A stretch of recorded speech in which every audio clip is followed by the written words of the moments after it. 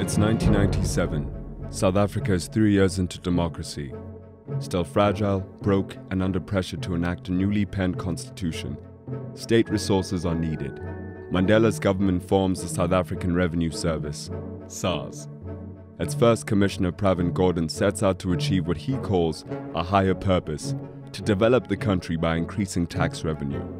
Gordhan also declares war on white-collar crime. Reaching into the dark corners of the corporate sector is vital if SARS is going to meet its targets. Landmark cases make headlines. Big players in the retail sector bow to the tax authority, and SARS quickly becomes one of the country's most respected state institutions. By collaborating with law enforcement agencies, it makes a habit of stepping on bigger and bigger toes. 2007, amid growing pressure to bring tax dodgers and smugglers to book, the Special Projects Unit is set up by Deputy Commissioner Ivan Pillay. It's equipped to handle the most dangerous, sensitive, and high-profile of cases, under the leadership of experienced agent Johan van Logrenberg. In 2009, Jacob Zuma becomes President of South Africa. Gordhan leaves SARS to join his cabinet as Finance Minister. He's replaced by Oupa Magashule.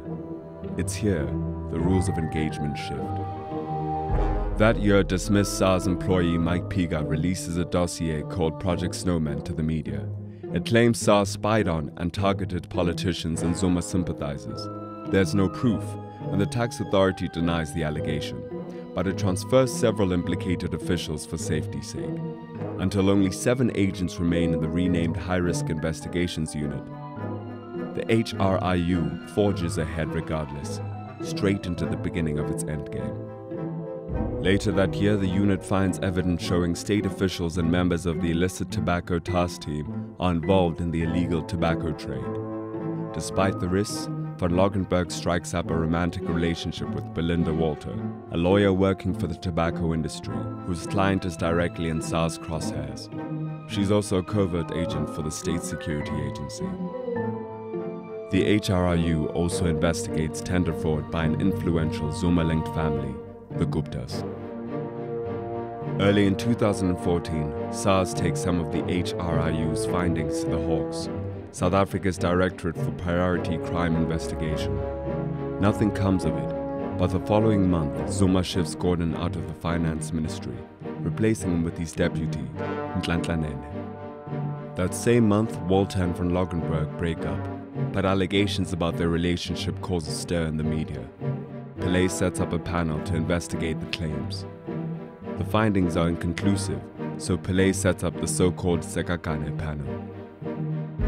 Into the fray comes new commissioner, Tom Moyane, a Zuma appointment. He replaces Oupa Magashule, who was forced to resign in July after a phone call in which he offers a young woman a job is intercepted and leaked to the media. Moyane extends the mandate of the Sekakane inquiry to include the HRIU and launches a second investigation by KPMG. The KPMG report will end up costing taxpayers 22 million rand. It is yet to be released, and concerns raised by SARS about British American tobacco are also mysteriously left out. The cigarette company happens to be a KPMG client. Despite any concrete findings from either report, the Sunday Times under Felicia Oppelt uses them to publish a series of more than 30 damning, but factually and ethically questionable stories. They call the HRIU a covert operation, naming it the Rogue Unit, and falsely implicate Pillay, Gordhan, Magashule, and van Logrenberg. Soon after the exposés start, Moyane suspends the entire SARS executive committee. In total, an unprecedented 55 senior SARS officials resign over the next 2 years.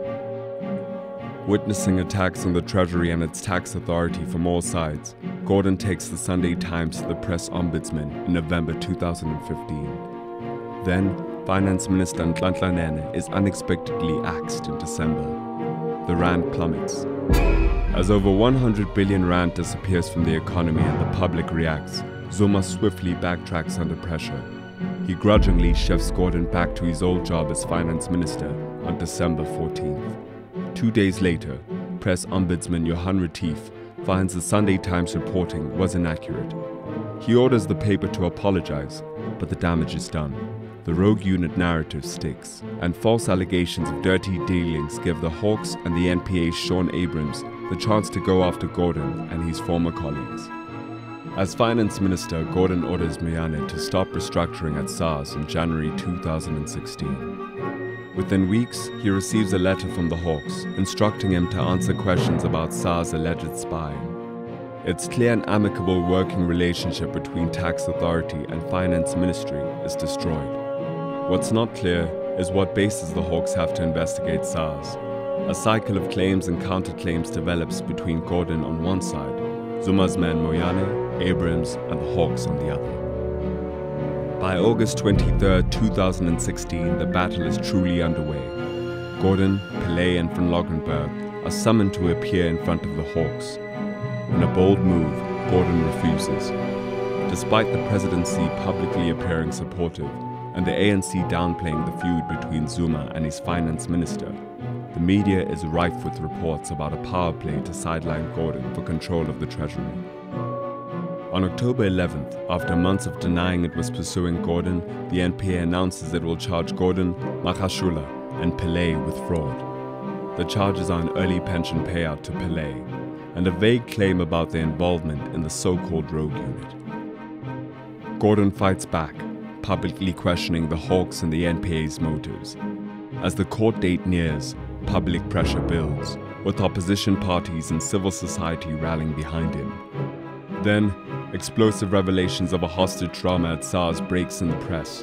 Moyane and his henchmen are filmed attempting to coerce the SARS Deputy Director of Law to rescind his backing of Gordon, and rather endorse the fraud charges against him. This bizarre turn of events results in an embarrassment for Abrams. He has little choice but to announce on October 31st that the NPA will be dropping the trumped-up charges against the three men. Abrams is called before Parliament to answer for himself, and the rogue unit strategy appears to have unraveled. For now.